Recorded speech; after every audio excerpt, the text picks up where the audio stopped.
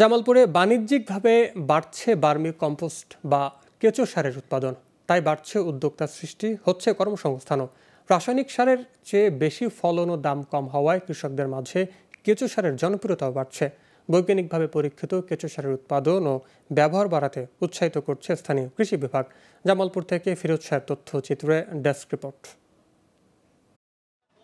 জামালপুরের মাদারগঞ্জ উপজেলার মুসলিমাবাদ গ্রামে প্রায় ৩ বছর আগে কৃষি বিভাগের পরামর্শে বাড়ির আঙিনায় ভার্মি কম্পোস্ট বা কেঁচো সার উৎপাদন শুরু করেন ক্ষুদ্র উদ্যোক্তা রানা। এখন বাণিজ্যিকভাবে প্রতি মাসে ১ টন জৈব সার উৎপাদন করছেন তিনি। গরুর খামার থেকে গোবর সংগ্রহ ও প্রক্রিয়াজাত করে কেঁচো দিয়ে তৈরি হয় এই জৈব সার। আর প্রতি কেজি জৈব সার বিক্রি হয় মাত্র ১০ থেকে ১২ টাকায়। কম দামে এই সার জমির উর্বরতাও বাড়ায়, ফলে দিন দিন চাহিদা বাড়ছে কৃষকদের মাঝে। রাসায়নিক সারের পরিবর্তে আমি এই সারটা অত্যন্ত উপকারী এবং এই সারটি ১৬টি গুণাগুণ সমৃদ্ধ।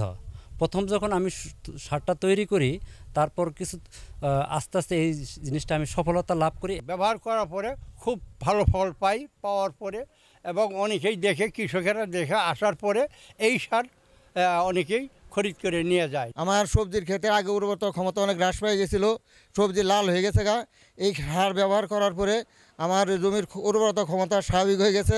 এটা মানুষের সুস্বাস্থ্যের জন্য খুব উপকারী। এটা ইউরিয়া সারের পরিবর্তে ব্যবহার করা হয়। এটা ইউরিয়া সারের থেকে অনেক কার্যকরী ক্ষমতা অনেক বেশি। কেঁচো সার উৎপাদন বাড়াতে বিভিন্ন প্রকল্পের মাধ্যমে কৃষকদের সহায়তা দেওয়া হচ্ছে বলে জানান উপজেলার এই কৃষি কর্মকর্তা। ভার্মি কম্পোস্ট উৎপাদনের জন্য আমরা বিভিন্নভাবে কৃষকদের সহযোগিতা করে যাচ্ছি।